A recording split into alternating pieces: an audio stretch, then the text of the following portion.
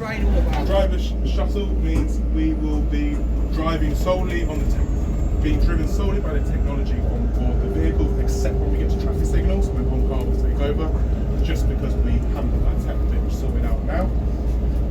What does that mean? So we've got a map. I keep putting my hand in here and keep getting it stuck. Apologies. We've got a screen here. If you two like to look at that screen there, you'll be able to see a bit better. The blue on this is us as the shuttle. It's 3 meters wide and 4 meters long. The white is what we call the safety envelope, and the safety envelope is basically detecting if anything comes into that, it will slow down. If something's really unexpected, 5 miles per hour, it picks up the coordinate points on the left and right hand side of the vehicle, so when it's driving autonomously, it knows to keep within those 2 points. When we're in manual control, you'll notice a joystick at the front of the bus. That is where OnCar will stop the vehicle and you'll have to take over using that.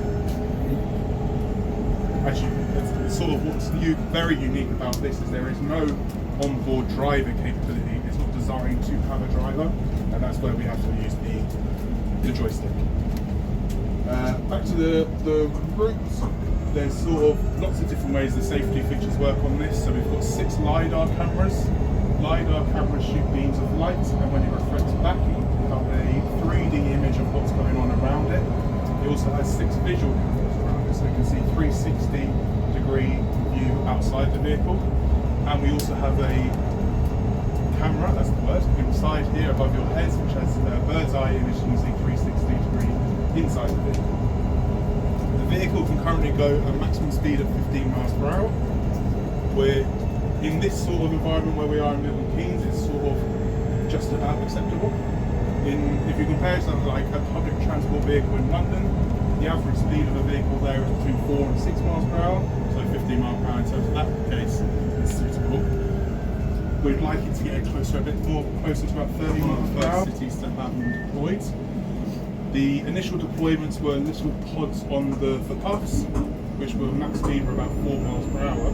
However, because of the amount of people around and the amount of obstacles around it, they normally went only about 1 mile per hour. So the tech was demonstrated to work. However, it was clear it wasn't going to work in those sort of environments. So then, for the last 10 years, the tech's been improved to get to the point where autonomous vehicles can safely enough currently work on the road.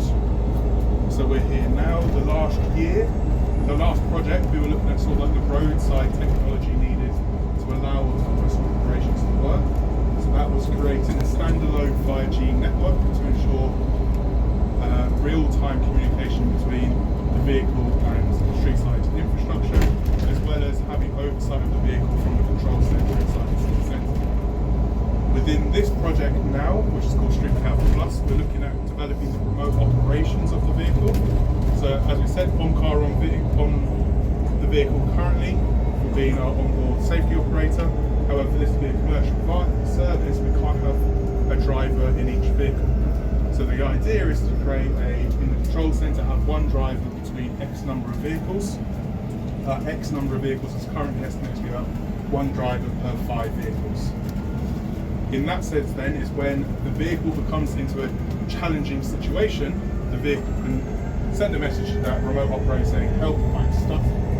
The remote operator can then take over control of the vehicle and get over around the obstacle. We've just gone around the roundabout, we did that completely autonomously. I will talk it through a bit more in the next one.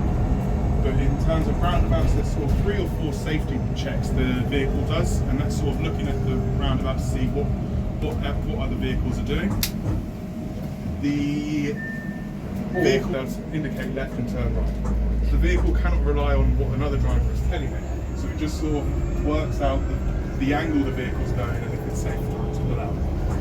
So for the junction coming up, it's got quite a big challenge for seeing around the corner. In StreetCab 1, the LiDARs on side of the vehicle could see about 40 meters ahead of it and around it, which works well enough. However, with the roundabouts near Station Square, it wasn't good enough for it to be able to pull out safely and confidently all the time. Those LiDAR cameras have now been improved to 120 meters. The vehicle does have a voice of its own sometimes.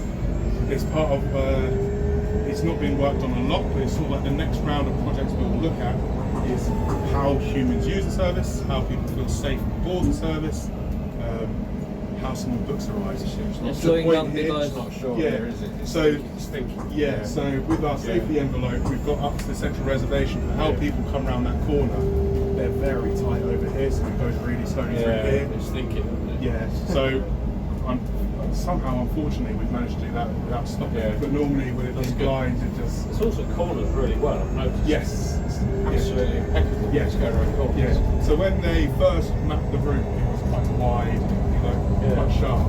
But they've done a lot of tinkering with the route to make it really. because So the vehicle is smooth. restricted to drive not to deviate more than 15 millimeters, so it's 1.5 Yeah. centimeters. It's impeccable.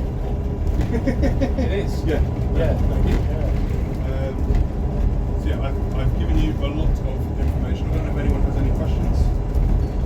Which part of the design and technology are you partners on? So I'm with Milton City Council. Right. So I'm the transport lead for this. So I sort of look after it. I try and make sure it's delivered in a safe way and try and give them input on how it performs on the road as well as telling people what to do. Yes. Omkar is one of the engineers on the project, so he does the coding as well as the driving of the vehicle. So coding how it performs, but also will map the route and then can tailor the route to make sure it does corners really smooth. So there's lots of different angles to this. There's also, so Ohmio are the vehicle production, which Omkar is part of Ohmio. There's also Smart City Consultancy, which is a local software company who have the experience centre in the shopping centre where you can see the robots. Yeah. They also help on the software side and the digital connectivity. So allowing it to know where it is, Yes. safely in that sense. So it's very much UK centred. Yeah, so their Ohmio's HQ is in Keynes, SMCCL's HQ is in the shopping centre. The engineers have all come from Cranfield University, Oh, right. which Yes, yeah. isn't On the Milton Keynes, doorstep. it's on the doorstep. Yes. So there's 8 robotic guys at the moment from Cranfield employed by Ohmio and SMCCL. So What's the battery range on these? it can do about 120 miles to a full charge. These are the blade batteries. These are the latest blade ones, or are they slightly before that? I have Don't no know. idea. So they are not the solid state batteries, the lithium iron phosphate.